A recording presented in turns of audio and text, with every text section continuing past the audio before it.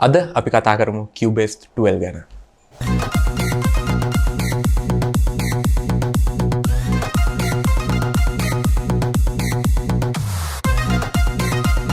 ඉතින් ඊයේ තමයි මට මේල් එක ආවේ ස්ටේන්බර්ග් එකේ ඒගොල්ලෝ Cubase 12 එක රිලීස් කරා කියලා. ඉතින් මේක තමයි පළවෙනිම වීඩියෝ එක සිංහලෙන් කරන Cubase 12 ගැන. ඉතින් අද අපි මේ වීඩියෝ එකෙන් බලමු මේ Cubase 12 එකත් එක්ක ඔයගලන්ට හම්බෙලා තියෙන අලුත් ෆීචර්ස් මොනවද සහ මේකේ වැඩි දියුණු වෙලා තියෙන දේවල් මොනවද කියලා.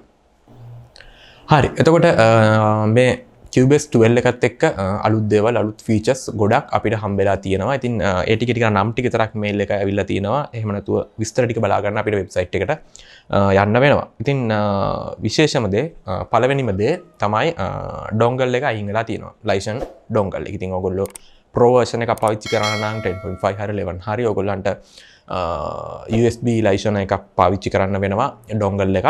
ඉතින් ෆිසිකල් කී එකක්. ඉතින් ඒක හරි කරදරයි එහෙම අරන් යන්න ඕක නැති වෙනවා සහ ඔය වගේ ප්‍රශ්න නිසා ලොකු කතාවක් තිබ්බක අයින් කරනවද නැද්ද කියලා. දැන් කොහොම හරි ඒගොල්ලෝ 12 එකෙන් ඒ ඩොන්ගල් එක අයින් කරලා දාලා තිනවා. ඊ ලයිසන් එක තමයි එන්නේ. ඉතින් ඒගොල්ලෝ කියන මුල්ම ප්‍රධානම වෙනස ඒක. එතකොට Pro version එකට Artist version එකට සහ Elements කියන මේ version තුනටම අදාළ වෙන විදිහට ඩොන්ගල් එකට good bye කියලා වෙබ්සයිට් එකේ උඩින්ම දාලා තියෙනවා. එතකොට තවත් physical copy protection device එකක් ඩොන්ගල් එකක් පාවිච්චි වෙන්නේ නැහැ Cubase වලදී. ඊළඟට මේක Apple Silicon වලට support කරනවා. Apple Silicon වලට කොහොමද support කරා? හැබැයි Apple Silicon වල M1 chip එකේ තියෙන command system එකට මේක ඩිවලොප් කරලා තිබෙන්නේ නැහැ 10.5 එක සහ 11 එක මේ කිසිම version එකක්. මොකද Apple ලා මෙච්චර කල් හිටියේ Intel chip එක. ඒගොල්ලෝ M1 එකට වෙනස් වුණාට පස්සේ ඒගොල්ලන්ගේ ආපහු Silicon කාලෙකට ඉස්සෙල්ලා තිබ්බ Silicon chip වලට ආපහු ගියා M1 chip එකත් එක්ක. ඉතින් ඒකට ඩිසයින් කරපු එකක් තමයි මේ Cubase 12. ඉතින් එතකොට 11 එක Apple Silicon එක perform කරාට වැඩිය ගොඩක් හොඳට අනිවාර්යෙන් 12 එකට Apple Silicon එක perform කරන්න පුළුවන්. මොකද ඒකේ command system එකට අනුව තමයි මෙන්න මේ Cubase 12 එක ඩිසයින් කරලා තියෙන්නේ. ඉතින් අපිට ඒක බලා ගන්න පුළුවන් අපේ Mac mini එකත් එක්ක ඒගොල්ලෝ කොහොමද මේක support කරන්න කියලා. ඊට පස්සේ අලුත් feature එක MIDI mapping එක. මේක ඒගොල්ලෝ දීලා තියෙනවා MIDI remote කියලා. ඉතින් ඔයගොල්ලෝ DAW control එකක් එහෙම නැත්නම් වගේ MIDI keyboard එකේම තියෙන DAW controllings පාවිච්චි කරනවා නම් ඉස්සර Cubase එකේ 11 එකේ ඊට කලින් version වල ගොඩක් අමාරුයි. generic remote වලට ගිහිල්ලා හදා ගන්න ඕනේ. මේක learn කරලා තියා ගන්න හරිම අමාරුයි. Windows machine එකකට නිතර මේ controls එක අමතක කරගන්න ඒක නැති වෙලා යනවා. ආපහු මේවා කරන්න ඕනේ. Mac වල නම් ඒ ප්‍රශ්න තිබ්බේ නැහැ. හැබැයි Windows එක ලොකුම කරදරයක් වෙලා තිබ්බා.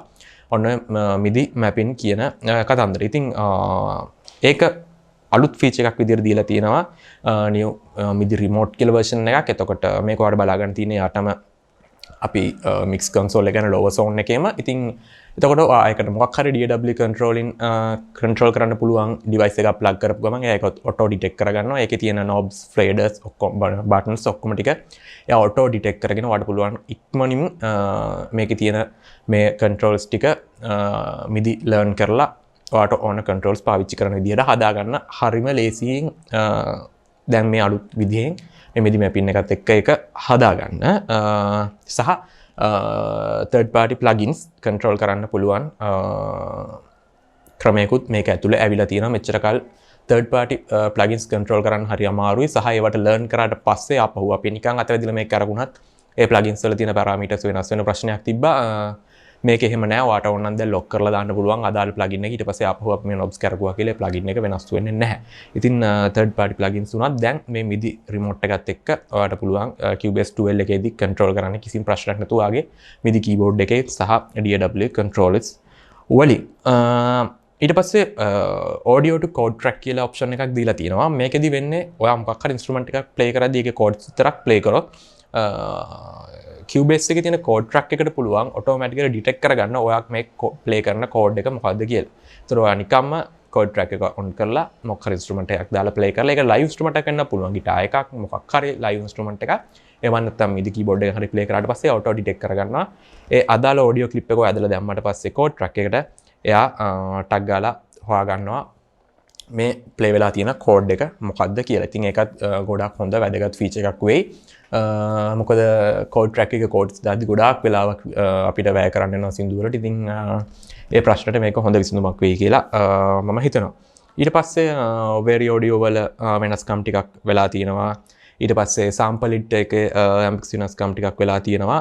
එක්ස්පෝර්ට් ඒක අපිට ලොකු බලපෑමක් කෙල්වන දෙයක් නෙමෙයි. ඒක අපි පස්සේ කතා කරමු. තව දෙයක් එක්ස්පෝර්ට් වල ඉවෙන්ට්ස් වල වෙනසක් තියෙනවා. ඊට පස්සේ ඉම්පෝර්ට් වල තියෙනවා ලොකු දෙයක්. ප්‍රොජෙක්ට් එකකින් ඔඩියෝ ෆයිල්ස් ඉම්පෝර්ට් කරන මේ ෆීචර් එක තිබ්බා 10.5 එක තිබ්බා 11 එක තිබ්බා. හැබැයි ප්‍රෝ වර්ෂන් වල විතරයි මේක තිබ්බේ. ඒ කියන්නේ තව ප්‍රොජෙක්ට් එක අපි කලින් කර ප්‍රොජෙක්ට් එකක තිබ්බ ඔඩියෝ ෆයිල් ටිකක් අපේ අලුත් ප්‍රොජෙක්ට් එකට ඉම්පෝර්ට් කරගන්න එක. මේකෙදි 12 එකේදී අලුත් ක්‍රමය තමයි ඔයාට අලුත් වෙනස තමයි ඔයාට පුළුවන් කලින් ප්‍රොජෙක්ට් එකේ තිබ්බ කෝඩ් ට්‍රැක් එකක්, සිග්නේචර් ට්‍රැක් එකක් සහ ටෙම්පෝ ට්‍රැක් එකක් වුණා. ඔයාගේ මේ ප්‍රොජෙක්ට් එකට ඉම්පෝර්ට් කරන්න. ඉතින් code track, tempo track, signature track කියන තුන ඉම්පෝර්ට් කරන්න පුළුවන්කමක් තිබෙන්නේ නැහැ 11 එකේදී. ඒකේ පුළුවන්කම තිබ්බේ ඔඩියෝ ට්‍රැක් සහ ඉන්ස්ට්‍රුමන්ට් ට්‍රැක්ස් ඉම්පෝර්ට් කරගන්න විතරයි. ඉතින් දැන් අන්න ඒ ෆීචර් එකත් ඇවිල්ලා තියෙනවා Cubase 12 එකත් එක්ක. ඊට පස්සේ මේක Dolby Atmos වලට සපෝට් කරනවා.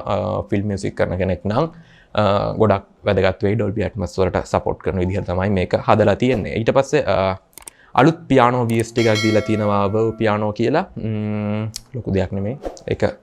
ඒකත් හම්බෙනවා මේ Cubase 12 එකත් එක්ක. ඊට පස්සේ අලුත් plugins දෙකක් හම්බෙලා තියෙනවා. මුලින්ම එක තමයි Razer compressor එකක්. අලුත් compressor එකක්. එතකොට ඒකේ තියෙන දේවල් අපි ඉස්සරහට කතා කරමු. ඊට පස්සේ වෙන FX modulator එකක්. vocals වලට එහෙම නිතර ඕන වෙන modulator එකක්. ඉතින් ඒකත් Cubase එක ඇතුළෙම 12 එකත් එක්ක ඔයගලන්ට හම්බෙලා තියෙනවා. ඉතින් මෙන්න මේ දේවල් ටික තමයි මුලිකවම අපිට හම්බෙන්නේ Cubase 12 එකත් එක්ක. එතකොට ඔයාලට පුළුවන් Cubase website එකට ගිහිල්ලා මේක ඔයගලන්ට purchase කරන්න ඕන විදිහ සම්බන්ධ සියලු විස්තර බලා ගන්න. මම දැන් පාවිච්චි කරන්නේ Cubase 11 Elements version එකක්. ඉතින් තාම මම ගියේ නැහැ 12 එකට. තාම ඉක්මනින් මේ මාසේ වගේ ඇතුළත මම බලාපොරොත්තු වෙනවා Cubase Elements 12 එකට යන්න. ඉතින් ඒ ගිය ගමම්ම ඔයගලන්ට ටග් ගාලා වීඩියෝ එකක් ගේන්න බලාපොරොත්තු වෙනවා. හරි.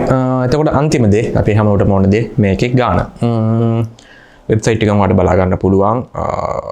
මේක වෙනවා යුරෝ 579ක් Cubase 12 Pro version එක. එතකොට ලංකාවේ සල්ලි වලින් ගත්තොත් ආසන්න වශයෙන් 1,29,000ක් විතර වෙනවා. ඉතින් 11 Pro version එකට වැඩිය රුපියල් මම හිතන්නේ ඒක තිබ්බේ 1,17,000ක් විතර යම්කිසි ප්‍රමාණයක් වැඩි වෙලා තියෙනවා. 12 එක ඒක මේ ලංකාවේ රුපියල් ප්‍රමාණ වීමත් එක්ක වැඩි වෙච්ච එකක් සහ යුරෝ වලට බැලුවොත් පොඩි ගාණක් වැඩි වෙලා තියෙනවා. ඉතින් දෙකම එකතු වෙලා තමයි ලොකු ගාණක් වැඩි වෙලා තියෙන්නේ. නැත්නම් ඇත්තටම යුරෝ වලින් බැලුවොත් වැඩි වෙලා තියෙන්නේ පොඩි ගාණයි. ඒ ෆුල් version එක. ඉතින් ඔයාට ඕනම් පුළුවන් ඔයා දැනටමත් 11 එකක් පාවිච්චි කරනවා නම් එතනින් අප්ඩේට් එකකට යන්න පුළුවන්. 11 වෙන version එකක් පාවිච්චි කරනවා නම් අප්ග්‍රේඩ් එකකට යන්න පුළුවන්.